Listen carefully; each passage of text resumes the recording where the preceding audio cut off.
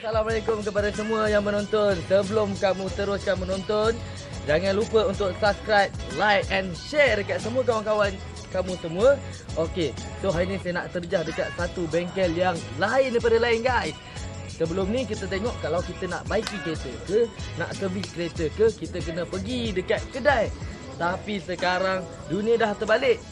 Kedai pergi dekat kita. Kita ada mekanik yang bergerak. Assalamualaikum semua. Okay, saya Syak Autoserve. So saya buat servis bergerak ni untuk memudahkan orang semua. Tak perlu lagi pergi di mana-mana. Duduk saja di rumah, saya datang terus buat servis di rumah. Sangat-sangat mudah. So hari ini saya akan share satu tips untuk penjagaan kereta yang sangat-sangat mudah dan sangat-sangat paling ringkas. So yang pertama sekali kita biasa akan dengar minyak enjin ataupun minyak hitam lah. So yang pertama sekali untuk cek untuk minyak enjin, dia ada satu stick. Saya akan tarik satu stick. So ini stick dia biasanya dia akan berdekatan dengan kawasan-kawasan enjin. So bila enjin ni bila enjin ni perlu bergerak, so dia perlukan minyak. So bila perlukan minyak, kita perlu ada penjagaan dia. So tips yang paling mudah untuk kita cek untuk bahagian enjin dahulu. So yang saya pegang ini adalah dipstick lah. So dipstick ini untuk kita cek keadaan minyak, sama ada dia cukup ataupun kita boleh cek juga dia kotor. So yang pertama ada satu slot untuk kita masukkan. So kita masukkan dan kita tarik semula. So dekat sini kita boleh cek sama ada dia kotor ataupun cukup. So kalau bila dia kotor, so perlu untuk ditukar lah. So bila dia kurang, kita perlu cek sama ada dia ada leaking ataupun tidak. So satu, dia ada tunjuk dekat sini, dia ada tulis F. So maknanya sekarang minyak ini cukup. Cukup, F cukup. Tapi ada tapi jugalah, sebab saya dah tengok keadaan kereta ni, minyak dia agak hitam. So untuk perlu ditukar lah, sebab dia punya kilometer dia biasa kita nak tahu dia. Kita biasa Pomen akan bagi satu stiker dekat cermin. Okey, so untuk yang tips yang kedua pula, kita akan cek untuk dia punya, ini dia panggil air filter lah. So air filter ni mudah saja, dia hanya dua klip saja, satu di sini dan satu di sini. So kita buka kiri kanan dan renggangkan dia, keluarkan air filter. So ini air filter lah. So kita boleh tengok keadaan air filter dia sama ada kotor ataupun tidak. So benda ni dia tak ikut kilometer lah. So bila macam penggunaan dia, kita perlu cek lah, paling kurang dalam sebulan ataupun 2 bulan sekali kita cek. Sangat-sangat mudah, kita buka dua klip ni saja, keluarkan, kita tengok sama ada dia dah kotor, so perlu dia tukar. Tak, selagi dia tak kotor, kita pakai saja dulu. Sebab dia benda untuk mengelakkan udara yang kotor masuk ke dalam enjin. Okey, yang ketiga pula kita akan cek dia punya untuk minyak brake. So kawasan untuk minyak brake sangat-sangat mudah, kita sangat-sangat untuk nampak dia. So yang pertama kita buka dia punya penutup ni. So kita akan nampak dari kawasan sini. Kawasan sini, so inilah untuk minyak brake dia. Okey, kita sambung untuk yang tips keempat pula. So yang ini kita sambung untuk bahagian kita cek untuk power steering fluid ataupun minyak power steering. So untuk bahagian minyak power steering sangat-sangat mudah, sebab setiap kereta dia akan bagi tahu. Boleh zoomkan, kita tengok dekat sini, dia dah siap-siap tulis dah power steering fluid. So dalam bahasa Melayu dia sangat mudah lah, minyak power steering. So ini je. So cara yang pertama untuk kita cek, yang pertama macam biasalah, kita buka penutup dia. Dan kemudian kita boleh tengok dia punya level dia. Okay, boleh zoom sikit. Kita tengok dekat sini dia ada tulis, okay, boleh nampak ke? Dekat sini dia boleh nampak, sini dia akan tulis minimum dan dekat sini dia ada tulis maximum.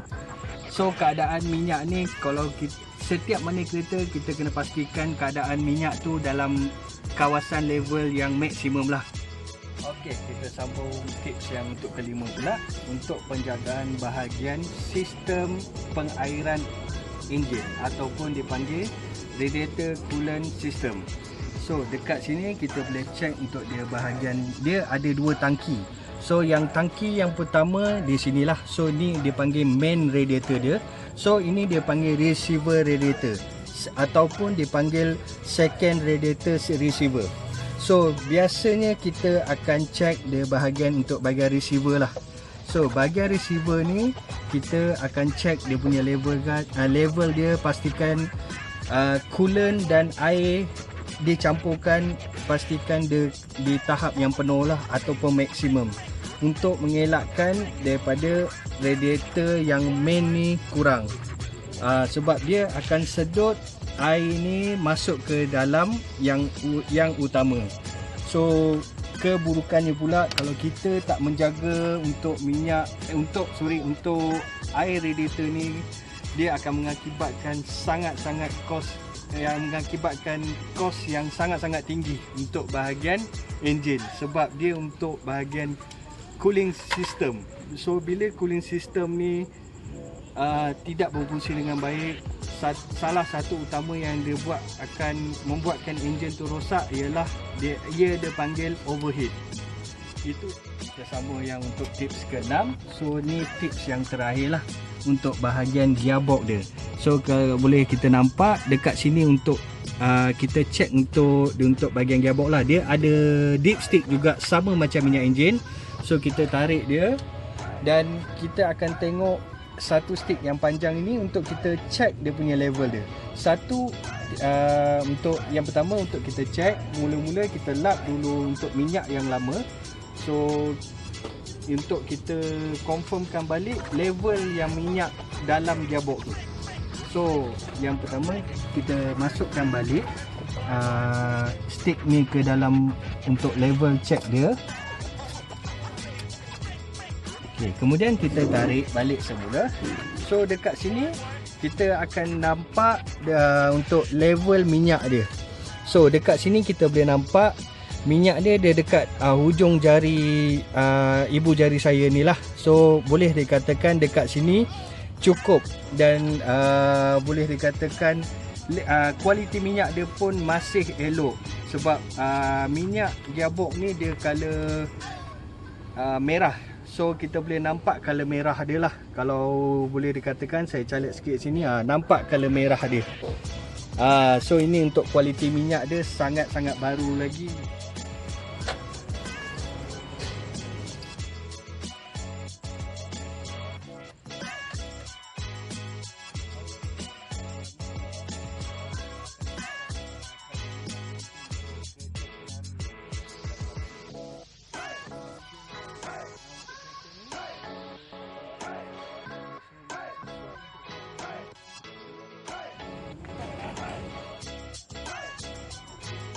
Sekarang ni kita nak berkenalan pula dengan owner kereta sendiri. So boleh akak bagi tahu siapa nama akak dan berikan komen berkaitan dengan servis Abang Syak macam mana, dan selepas servis apa yang berlaku pada kereta akak. Nama saya Ika. So alhamdulillah hari ni Abang Syak kita dah berkilas kereta ni. Alhamdulillah dia dah sharekan info macam mana penjagaan kereta. Sebab sebelum ni saya tak pernah check pun minyak steering kereta. So alhamdulillah dia share, saya akan jagalah kereta ni. So alhamdulillah saya dapat diskaun. So memang mudah lah sebab kan dia datang kat sini, saya tak susah nak cari-cari mana-mana kedai Melayu. Sebab kat sini banyak kedai sini. So alhamdulillah dapat diskaun murah dan lumayan. Okey, itu komen yang sangat-sangat bagi saya rasa sangat gembira lah bila mendengar komen daripada Akak Huda kita berkaitan dengan servis ni. Dah sebelum ni kita kena pergi kedai, kita kena cek kedai mana okey ni apa itu dan inilah. Sekarang tak perlu lagi, hanya call saja nombor yang akan ditulis di bawah ini.